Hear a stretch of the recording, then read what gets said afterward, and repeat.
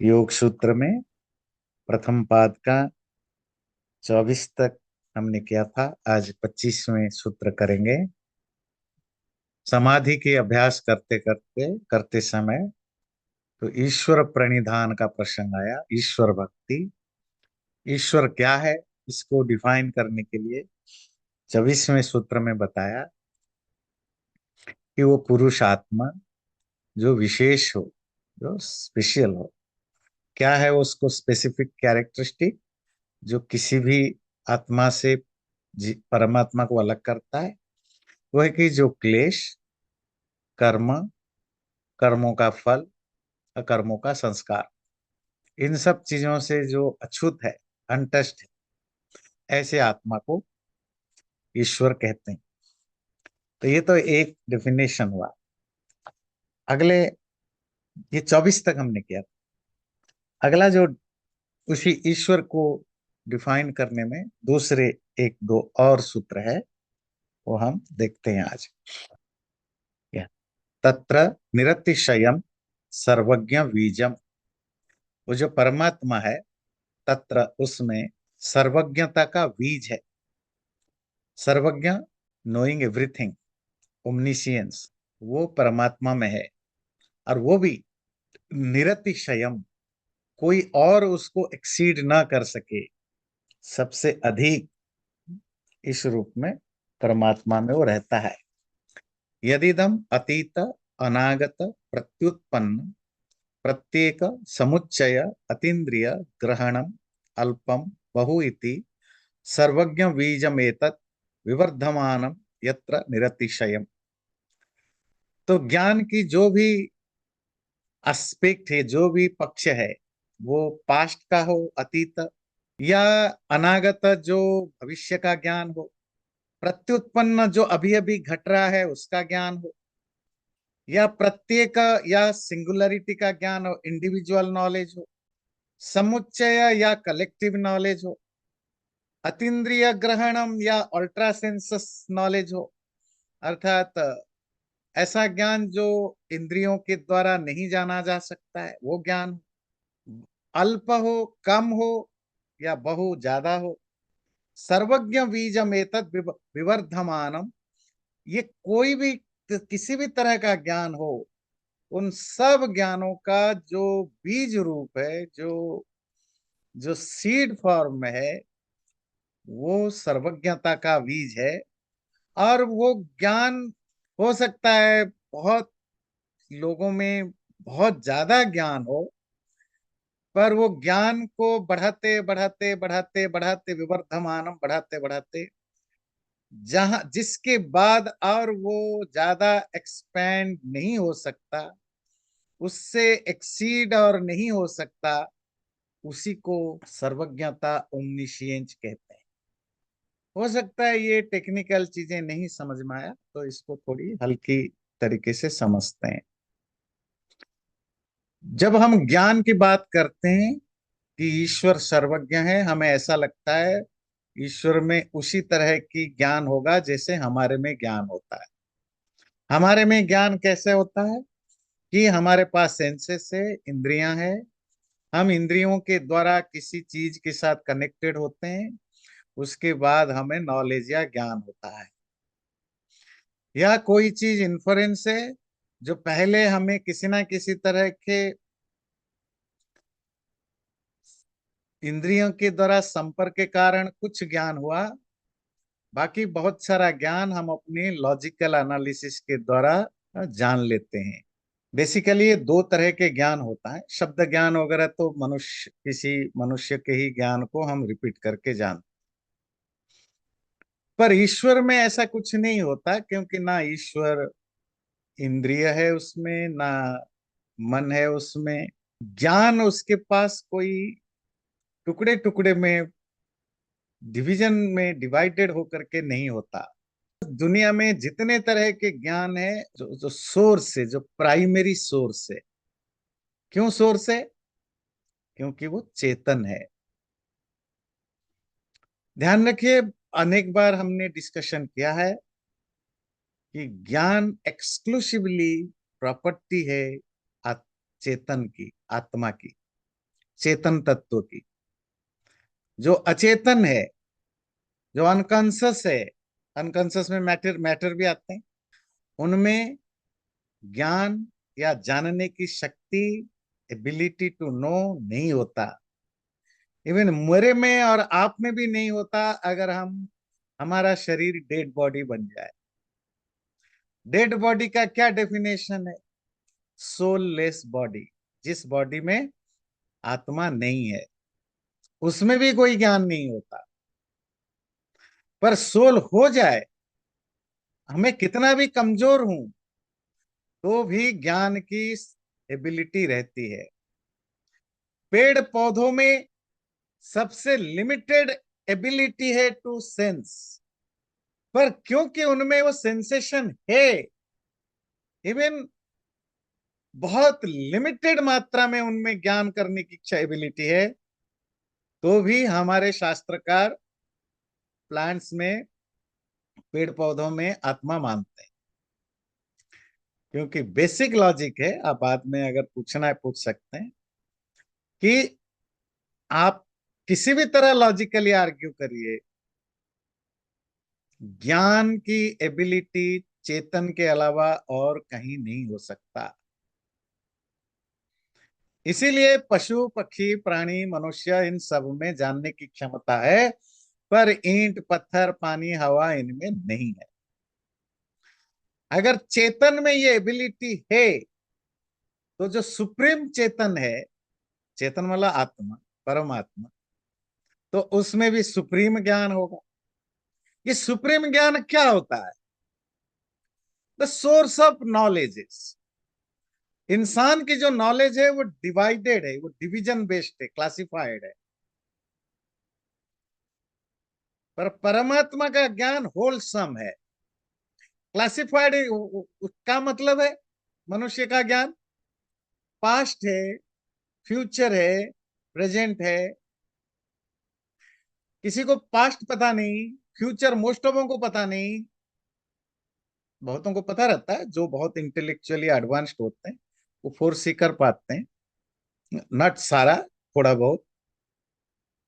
वर्तमान का हमें सिर्फ एक पर्टिकुलर ज्योग्राफी में ज्ञान होता है, सब जगह का ज्ञान नहीं होता है, सब चीज का ज्ञान नहीं होता।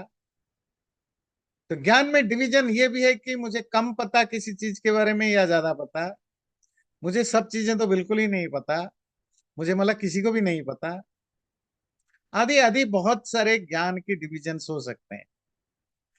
पर वो जो सुप्रीम सोल है, सुप्रीम कॉन्सियसनेस है, वह हर चीज सुप्रीम है। काष्ठा, काष्ठा कल्मिनेशन, अंत। तो ज्ञान का जो जो रूट है, जो सोर्स है, वो परमात्मा है।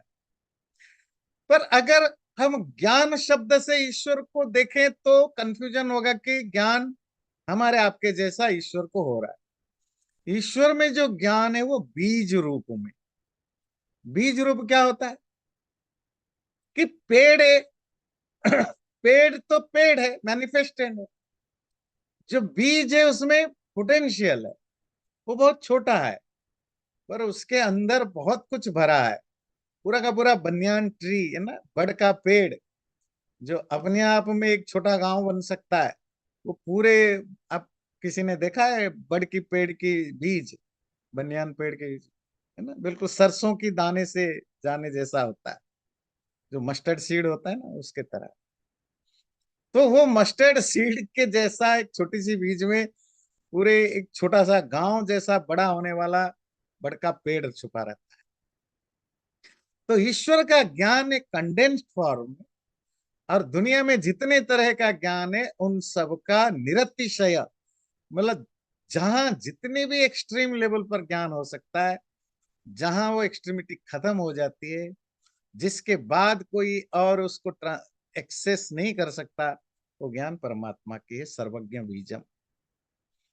हमारे कल्चर में, संस्कृति में ये इतना ज्यादा स्ट्रांगली इसको माना जाता था, माना जाता था, पास्ट टेंस, कि क्योंकि आजकल तो हम बाबाओं को ईश्वर से भी बड़ा मानते हैं, हमें लगता है हमारे गुरु लोग सब जानते हैं, सर्वज्ञ है, सर्वांतर्यामी है। तो कोई ऐसा वैदिक ऋषियों से लेकर के मध्यकालीन युग तक कोई भी ऋषि मुनि आचार्य, वो किसी भी तरह का बुक लिखा हो, ऑथर किया हो, वो धार्मिक ग्रंथ हो, स्पिरिचुअल ग्रंथ हो, कोई आर्ट से रिलेटेड, कला से रिलेटेड ग्रंथ हो, साइंस टेक्नोलॉजी से रिलेटेड ग्रंथ हो, किसी भी रिलेटेड ग्रंथ हो, हर ऑथर ने ये डायरेक्टली और इनडायरेक्टली ये बोला है कि ये ज्ञान जो लिख रहा हूं या जो दे रहा हूं, वो ईश्वर से आया, अलग अलग रूप में है। जैसे उपनिषद के ऋषि मोस्ट ऑफ टाइम लिखते हैं, इति शुश्रुम धीराणाम ये नस्तद्विचक्षिरे, ऐसा हमने सुना है उनसे जिन्होंने हमें बताया। किन्होंने तुम्हें बताया? अब हमारे पूर्वजों ने।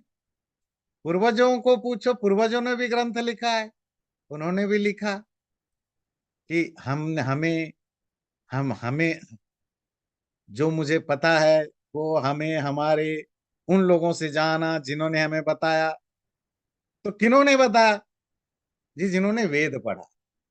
अब वेद पर आ गए। वेद क्या है? कि ईश्वरवाणी। बाकी कोई ग्रंथ देखो, इवन जो आगे जाकर के बहुत ज्यादा पौराणिकता का इन्फ्लुएंस हुआ, पुराण के इन्फ्लुएंस में जो लिटरेचर आए, उन्होंने भी परमात्मा को ही सोर्स ऑफ नॉलेज माना, पर पौराणिक वे में। ये जो परमात्मा सर्वज्ञता का बीज है, ओमनीसियंस का सीड है, ये सिर्फ एक थ्योरी के रूप में हमारे यहाँ नहीं रहा। हजार हजार साल तक एवरी सिंगल, हर वो एक आचार्य, ऋषि, मुनि, ज्ञानी, विद्वान ने जितने तरह के ज्ञान है, उनका सोर्स को परमात्मा के रूप में ये बताया। जी नियति जी कुछ कह रहे हैं हाथों पे? गुरुजी, मुझे ये पूछना है कि अगर हम कहते हैं कि परमात्मा अपने अंदर ही है, मतलब वो बीज भी अपने अंदर है, अगर हम उसको बोए, उसको अच्छी तरह से वो करें, तो हम भी ज्ञान को प्राप्त कर सकते हैं ना? नहीं, ये दो अलग चीज है। देखिए, आपका जो ज्ञान है, मतलब मनुष्य का जो ज्ञान है, वो आत्मा है। मनुष्य तो आत्मा को मनुष्य कहते हैं ना, एम्बॉडीड सोल को मनुष्य कहते हैं। आत्मा की एबिलिटी है टू नो। चेतन का ही ये प्रॉपर्टी है टू नो, जानने की एबिलिटी चेतन में। तो जीवात्मा में भी वो एबिलिटी है तो जानना। और जीवात्मा अपने प्रयास से ही ज्ञान करता है। और न केवल एक्सटर्नल ज्ञान, जो जो बहुत जैसे बीच बीच में आप लोग सवाल पूछते हैं कि कैसे उनको पता था ये, कैसे पता था ये सोलर सिस्टम, कैसे पता था ये आयुर्वेद के बारे में। यौगिक ज्ञान, यौगिक शक्ति के द्वारा, योग शक्ति के द्वारा। इसका मतलब है जीवात्माओं को जो भी ज्ञान हुआ है, वो अपने ही एफर्ट से हुआ है। वो इंद्रियों के द्वारा हो या अतीन्द्रिय ज्ञान भी, योग योग भी एक एफर्ट्स है, साधना है।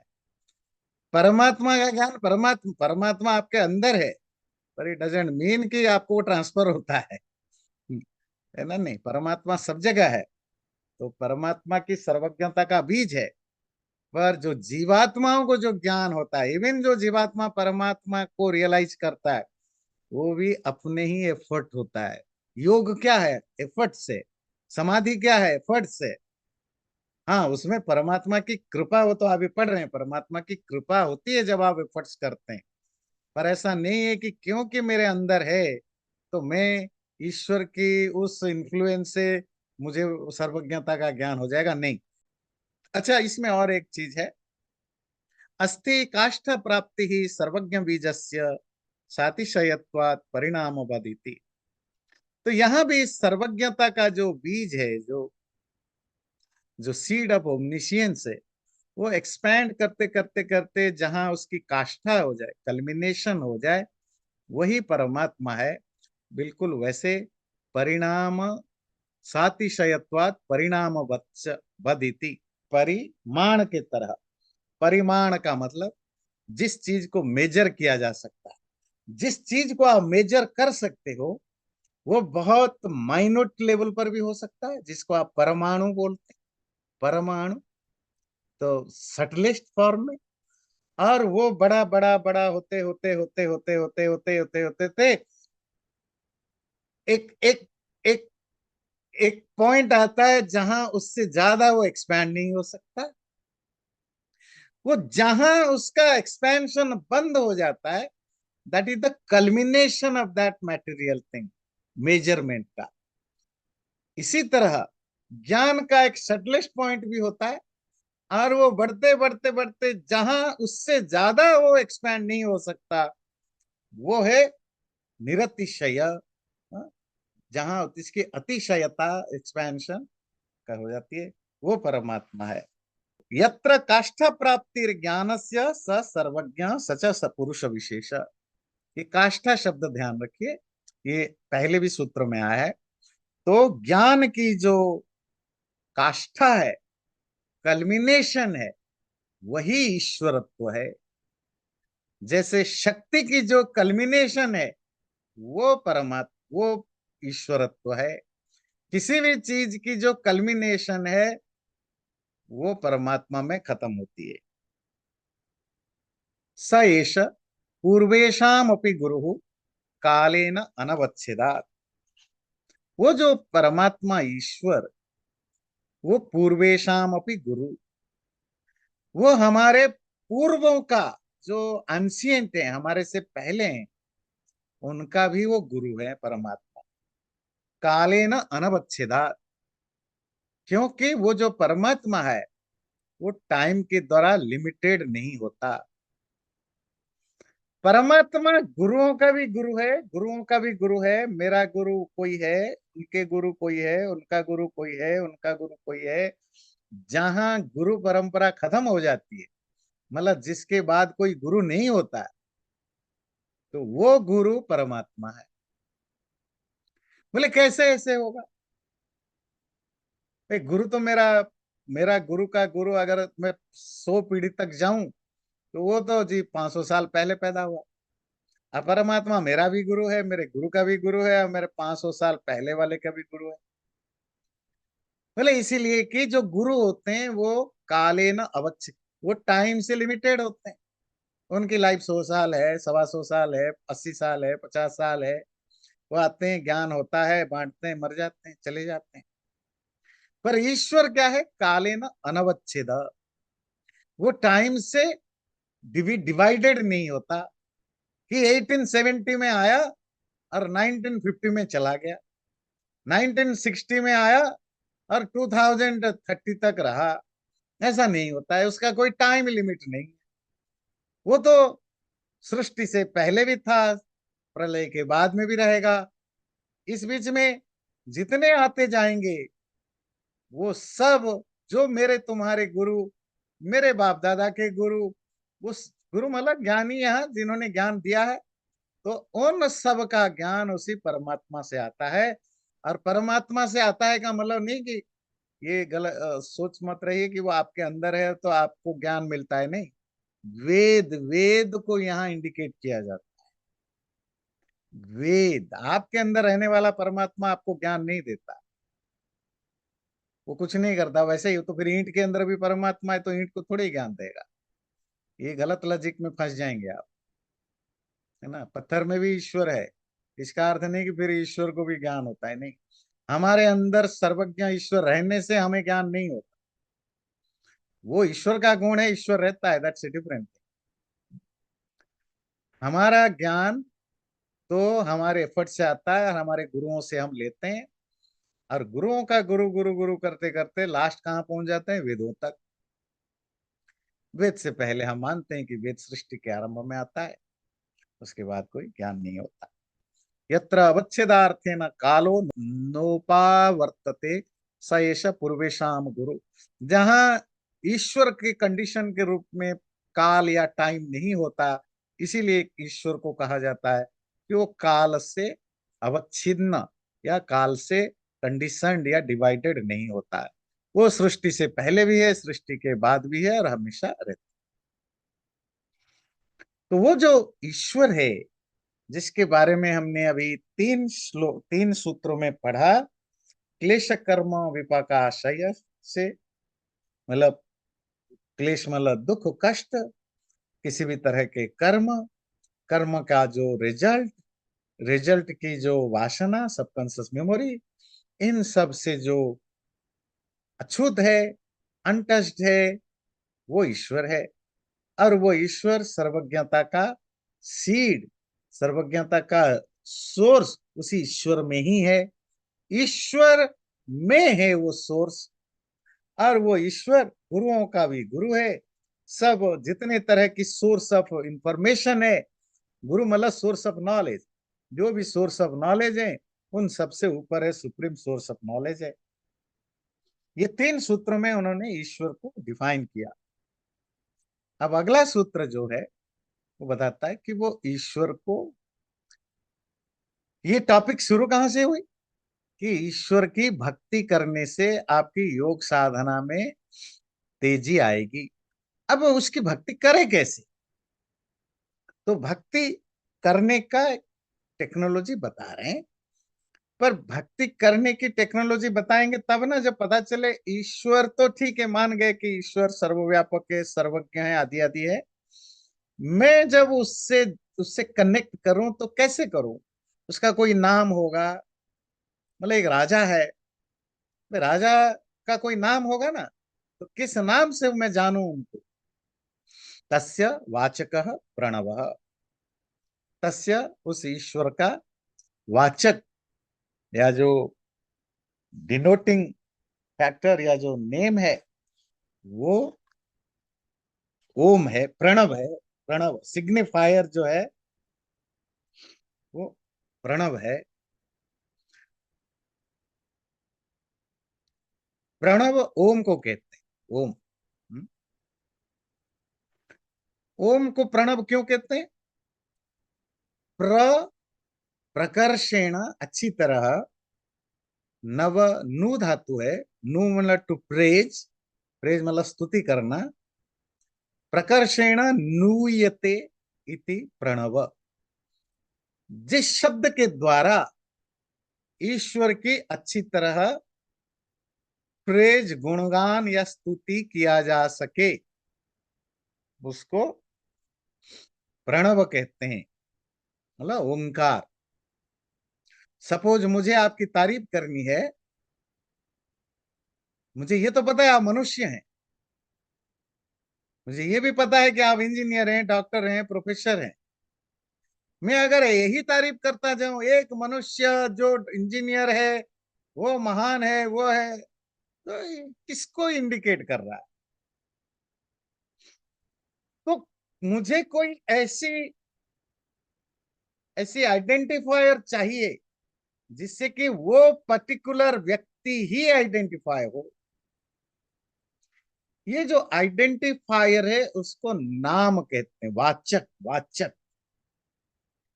वाचक मतलब बताने वाला, सिग्निफायर, जो नाम को कहते हैं, नाम। तो उसका नाम है हरि, उसका नाम है गणेश, उसका नाम है राम। जब आप राम कहते हैं, राम तो एक वर्ड है, शब्द है, जो अक्षरों से बना है। पर वो राम एक एक एंटिटी को आइडेंटिफाई करता है। आप उस एंटिटी का नाम हटा दीजिए, सपोज जो जिस राम को हम इतना मानते हैं, पूछते हैं, उस व्यक्ति का कोई नाम नहीं होता, तो आप क्या करते? किसने किसको मारा? तो नाम बहुत पावरफुल चीज होता है ना, क्योंकि नाम के द्वारा ही आप कनेक्ट करते हैं। एक रूम में 100 लोग भी सोए हो, 100 लोग सोए हैं या बैठे हैं, या क्लास में, बस एक आवाज बाहर से आती है, रमेश। उस क्लास में 100 लोगों को फर्क नहीं पड़ेगा, पर जिसका नाम रमेश होगा वो चौंकना हो जाएगा, वो पढ़ाई से उसका ध्यान हट जाएगा, उसका जाएगा कि मुझे कोई बुला रहा है। ये रमेश, ये 3 सिलेबल का जो वर्ड है, वो जब किसी एंटिटी के साथ जुड़ जाता है तो वो एक अलग लेवल पर आ जाती है। इसको कहते हैं नाम। ये बड़ा जरूरी चीज है। वाचक, वाचक जो आइडेंटिफाई करे किसी चीज के साथ। आपको पता है पदार्थ की लिटरेरी मीनिंग क्या है? अर्थ मीन्स मीनिंग, पद means word, meaning of the word. जब आप कहते हैं आयरन, चलो लोहा, लोहा, ये इस लोहा का क्या अर्थ है? उसका अर्थ वही है जिसको अब जो जो काले कलर का एक मेटल होता है, उसकी ये प्रॉपर्टी है, ये गुण है, ये धर्म है, उस पर्टिकुलर चीज को ही आइडेंटिफाई किया जाता है आयरन से, लोहे से। ईश्वर तो उसका एक एडजेक्टिव है। ईश्वर का मतलब होता है रूलर, परमात्मा का मतलब सुप्रीम बीइंग, भगवान का मतलब होता है पोजेसर ऑफ प्रॉस्पेरिटी। पर उसका नाम, तो नाम हमारे पूर्वजों ने, ऋषि मुनियों ने दिया, ओम। तो तुम जब भी ईश्वर का नाम लोगे, किस नाम से बुलाओगे? ओम। जब भी तुम ईश्वर की भक्ति करोगे, किस नाम से करोगे? ओम। जब भी मेडिटेशन करोगे ईश्वर के ऊपर, किस नाम से करोगे? ओम। तो ओम ईश्वर का नाम है। तस्य वाचक, उस परमात्मा का, ईश्वर का यही है वाचक, नाम। बाकी जितने भी शब्द, यू नेम इट, वो सब एडजेक्टिव है। और जो एडजेक्टिव होते हैं ना, उनमें एक प्रॉब्लम है, वो बहुत सारे चीजों को आइडेंटिफाई कर देते हैं। बात समझ में आती है? आप बोलिए ईश्वर के नाम, ईश्वर जैसे मैंने बोला रूलर, राजाओं को भी रूलर कहा जाता है, ईश्वर कहा जाता है। आप कहेंगे ब्राह्मण, आप कितने बार हम चर्चा करते हैं, ब्राह्मण शब्द का मतलब ज्ञान भी है, वेद भी है, क्योंकि ब्रह्म, ब्रह्म ब्रह्मे व्याप्तो, जो भी फैला हुआ है। प्रोजेनी, संतान को भी ब्रह्म कहते हैं, अन्न को भी ब्रह्म कहते हैं। आप कहेंगे देव, देव मतलब डिवाइन, कंट्रीब्यूटर, गिवर। तो सूरज भी, चांद भी, आकाश भी, धरती भी, माँ बाप भी, आचार्य भी, सब देव हैं। आप जो भी शब्द यूज करो वो एडजेक्टिव है।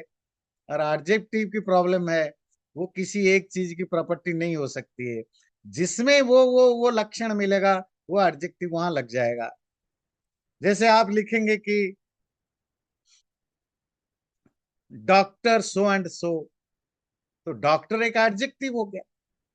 तो जो व्यक्ति एमबीबीएस किया हो या पीएचडी किया हो, वो डॉक्टर कहलाता है ना?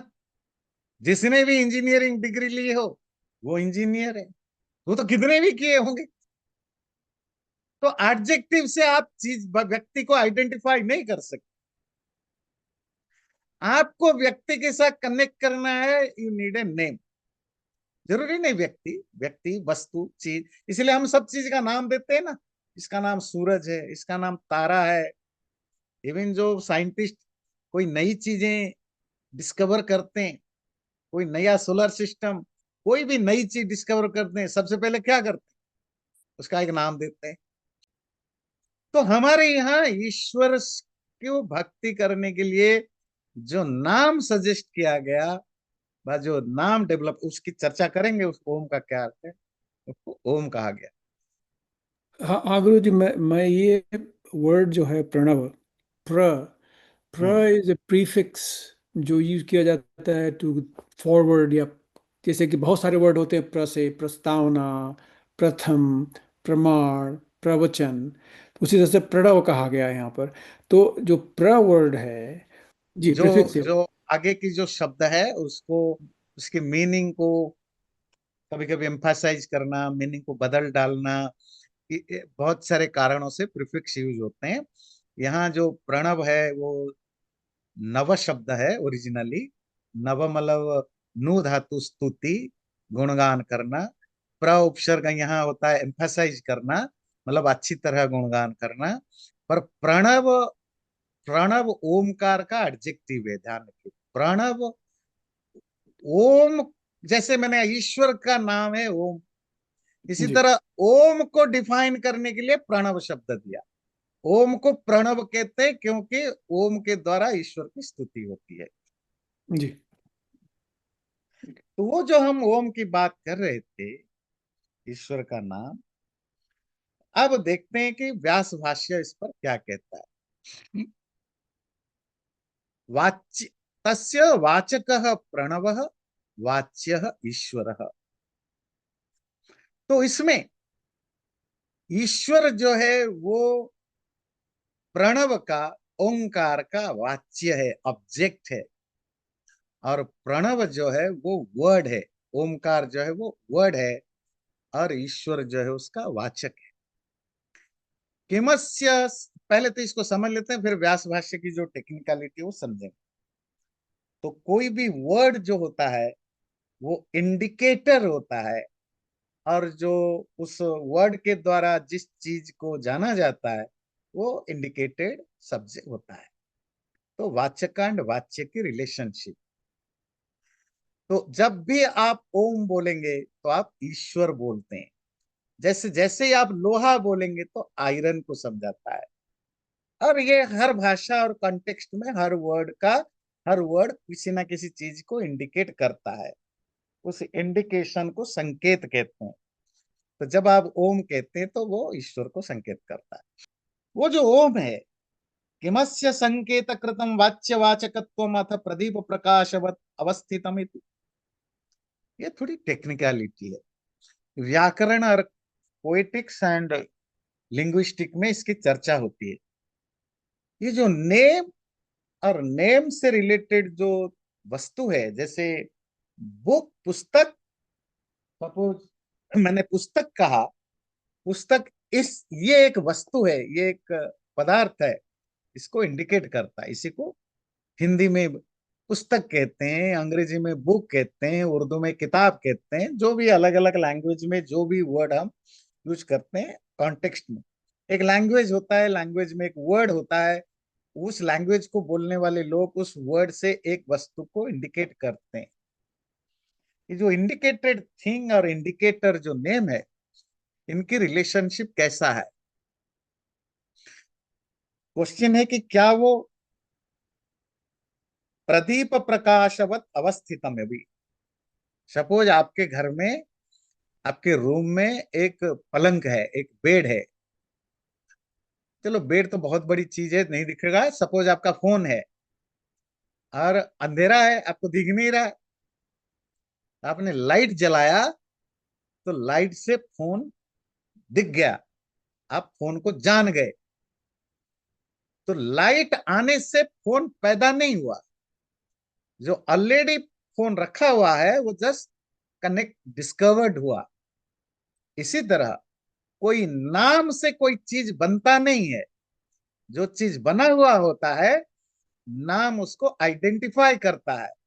लाइट और वस्तु की तरह, प्रकाश, प्रदीप प्रकाशवत अवस्थितम, जो चीज पहले से अवस्थित है, रखा हुआ है, उसको जैसे कोई लाइट का, कोई बल्ब का लाइट, दिए का प्रकाश प्रकाशित कर देता है, इसी तरह नाम से वो चीजें प्रकाशित होती है।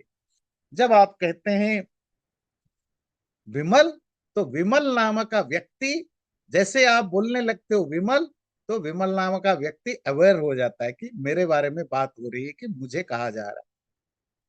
तो इसी तरह जब आप ईश्वर के बारे में बात करते हैं या ईश्वर को आप प्रार्थना करते हैं, तो आप ओम बोलते हैं तो वो ईश्वर से कनेक्ट, ईश्वर को कनेक्ट करता है वो वर्ड।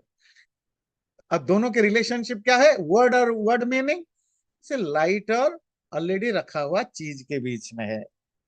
स्थितोस्य वाच्यस्य वाचकेन सह संबंध संकेतस्तु ईश्वरस्य स्थितमेव अर्थम अभिनयति।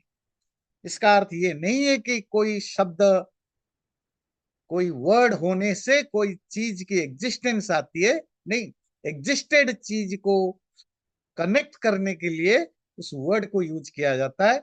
इसी तरह ईश्वर जो हमेशा से है, ओम शब्द से हम बस इसको कनेक्ट करते हैं। ओम का क्या अर्थ है, ये तो हमने मांडुक्य उपनिषद में बहुत डिटेल में पढ़ा है ना। पर इन्हें नटशेल इतना है कि अ उ अम, ये जो तीन अक्षर है, इन तीन अक्षर ईश्वर के अलग अलग गुण कर्म स्वभाव को डिनोट करते हैं। तो मैं रेकमेंड करूंगा, मेरे यूट्यूब में ओम के ऊपर तो 3-4 वीडियो है, आप देख सकते हैं, वो सुन सकते हैं अगर आपको आज मन करता है कि ओम क्या है जानने के लिए। तो ओम जो साउंड चुना गया ईश्वर के नाम के रूप में, वो इसीलिए कि वो एक ऐसा यूनिवर्सल साउंड है कि जिसके लिए आपको बोलना, जो गूंगा है वो भी बोल पाए ईश्वर का नाम। भाई ईश्वर का नाम तो सबको ले सबको लेना है। गूंगा बहरा भी बोल पाए, जो हैंडीकैप्ड है वो भी बोल पाए, जो एक्सट्रीमली वीक है उसके मुंह से भी ओम निकल पाए। जहां कुछ भी कोई साउंड नहीं हो रहा है, आप जो बिल्कुल शांत में होते हैं, एक होता है ना, एक नेचर का भी एक साउंड होता है, उस साउंड में भी ओम झलकता है। जब आप स्पेस में भी जाते हैं तो स्पेस साउंड में भी ओम झलकता है। तो वो एक ऐसा यूनिक साउंड है जो नेचर के कण कण में आपको वो रियलाइज कर सकते हैं। जब आप बिल्कुल शांत हो जाते हैं तो भी जो एक, जिसको कहते हैं अनाहत नाद, मतलब ऐसा साउंड, नादा कहते हैं साउंड, जो किसी की टकराव से, साउंड कैसे पैदा होता है, कोई दो चीज जब टकराते हैं, जैसे आप बोलते हो ना, तो आपकी एयर गले में होता है तो क ख ग घ त थ द ध जीव और ऊंट टकराते हैं, कोई ना कोई बॉडी पार्ट्स कहीं टकराते हैं तो कोई साउंड निकलता है। इसी तरह बाहर भी जब हवा चलती है तो हवा पेड़ से टकराती है या किसी से टकराती है तो साउंड होती है। साउंड आहत, कोई टक्कर से होता है। साउंड दो तरह की है, एक है साउंड अनमैनिफेस्ट, अर्थात वो मैनिफेस्ट नहीं हो रहा है, आपको कान को सुनाई नहीं देगा। पर एक होता है कोई एक्सटर्नल इंसिडेंट होता है जहां से साउंड क्रिएट होता है। अब कभी बांस की जो जंगल होता है या बांस की जो पेड़ जहां बहुत होते हैं, कभी यहाँ देखा है? अब वहां खड़े होकर देखिए कि बांस के पत्ते क्या है, पत्ते और पेड़ है ना, वो बड़े चिपक के होते हैं, और जब हवा चलती है तो वहां अलग अलग तरह की आवाजें निकलती हैं। अब समुद्र के किनारे बैठ जाते हैं तो देखो पानी जब टकराती है तो उसकी आवाज निकलते हैं। ये जो आवाज निकलना, मैं खुद ही वर्ड यूज कर रहा हूं, निकलना मतलब मैनिफेस्ट होते हैं। कब होते हैं, कोई चीज टकराते हैं। आप जो, मैं जो बोल रहा हूं, आप जो बोल रहे हैं, तो आपकी गले से लेकर के ओंठ तक कुछ ना कुछ टकराता है।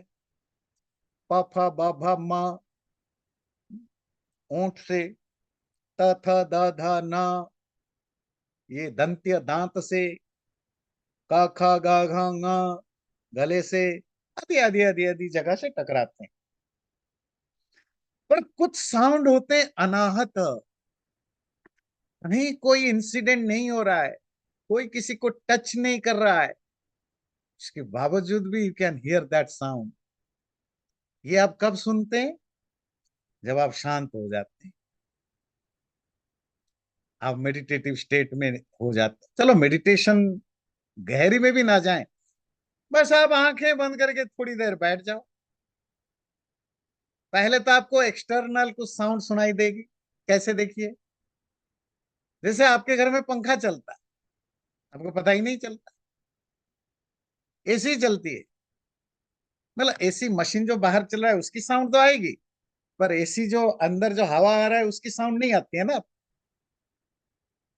पर जैसे ही आप चुपचाप बैठेंगे, कोई घर में हलचल नहीं हो रहा है, बस आप चुप बैठे हो, आप बड़े स्ट्रेस में हो, टेंशन में हो, या कुछ सोच में हो, या आप सचमुच प्राणायाम या मेडिटेशन कर रहे हो, आप शांत बैठे हो, आपको शुरू शुरू में पंखे की आवाज तेज तेज आने लगी, सुनाई देगी, जो अभी तक सुनाई नहीं दे रही थी। और जैसे ही आप मेडिटेशन से या प्रेयर से उठेंगे तो आपको पंखे की आवाज तब भी नहीं सुनाई देगा, क्योंकि आप शोर में जीतते हो, शोर में। अब जैसे जैसे आप मन को शांत करोगे, पंखे की आवाज ऐसा लगेगा कि भाई बम फूट रहा है, इतनी तेज, इरिटेट करेगा, इतनी ज्यादा आवाज हो रही है। वो एसी की हवा जो अंदर आती है उसकी आवाज आपको चुभने लगेगा, टू मच नॉइज आपको सुनाई देगा। पर वैसे डे टू डे लाइफ में पता नहीं चलता। तो ये अनाहत नहीं है, मैं जस्ट एग्जांपल दे रहा हूं। जब आप शांत होते हैं तो एक्सटर्नल आवाज जो वैसे ही आम दिनों में आपको सुनाई नहीं देता, वो आपको तेज से सुनाई देंगे। पर अगर आप बिल्कुल एक ऐसी जगह पर है, ऋषि मुनि लोग कहाँ भागते थे तपस्या जब करना होता था? गुफाओं में। भाई, गुफा, गुफा में कोई बाहर की साउंड आ ही नहीं सकता। तो मेरा मतलब है कि जो तपस्या कर, साधना करते मेडिटेशन में, वो मोस्टली साउंड प्रूफ जगह में धीरे धीरे, शुरू शुरू में तो आप कहीं भी करेंगे तो साउंड प्रूफ जगह में जाते हैं, ना किसी भी तरह की कोई एक्सटर्नल साउंड ना हो। अगर कोई साउंड उनको सुनाई दे तो कौन सी साउंड हो? अनाहत नाद, the sound coming out of your own inner site. आपको अपने अंदर की एक अजीब सी साउंड सुनाई देगा। एंड दैट साउंड क्योंकि किसी इंसिडेंट से नहीं आ रहा है, कोई दो चीजों के टक्कर से मिलने से नहीं आ रहा है, so that's how that is called anahat nad. नाद कहते हैं sound, that sound coming without any ahat, any any संग, है ना, जिसको कहते हैं दो चीजों का यूनिटी से। तो ओम भी एक अनाहत नाद साउंड है। जब कुछ भी नहीं हो रहा है तो आपको ओम की साउंड आएगी। ओम ऐसा नहीं कि जो ओम हम बोल रहे हैं, ओम में दो साउंड है। एक है ओ वावेल, और एक है अनुस्वार, सेमी नाजल। ये भी ओम का ही वर्जन है। ये भी ओम का वर्जन है ना? नहीं, ये आपको दुनिया के, यूनिवर्स के किसी भी जगह पर आपको सेमी नाजल वावेल मिला हुआ साउंड किसी भी नेचर की एलिमेंट में मिलेगा। सो उस जो ऋषियों ने या जहां जिन्होंने भी इस साउंड को ईश्वर के साथ कनेक्ट किया, उस कारण से फिर उसकी जो मीनिंग है वो तो बाद में डिफाइन हुआ कि भाई इसकी मतलब परमात्मा का जब आप नाम के रूप में यूज करते हैं तो वो कैसे परमात्मा को वो डिनोट करेगा, है ना? वो तो हम पढ़ते लिखते रहते हैं, और भी कभी मौका मिलेगा हम इसको पढ़ेंगे। तो फिलहाल जो है तस्य वाचक प्रणव, उस परमात्मा का नाम प्रणव ओंकार है। अगले सूत्र जो नेक्स्ट टाइम पढ़ेंगे, ये क्यों बताया, ईश्वर कौन है और ईश्वर का नाम क्या है? क्योंकि आपको भक्ति करना है। और भक्ति कैसे करेंगे? उसका नाम लेंगे ना, तज्जप, उसकी जप करेंगे। किसका जप करेंगे? ईश्वर की। भाई किसी की जप करोगे तो कैसे करोगे? उसका नाम चाहिए, तो ओमकार की जप करना। वो जप कैसे किया जाता है वो हम अगले सूत्र में अगले बार पढ़ेंगे।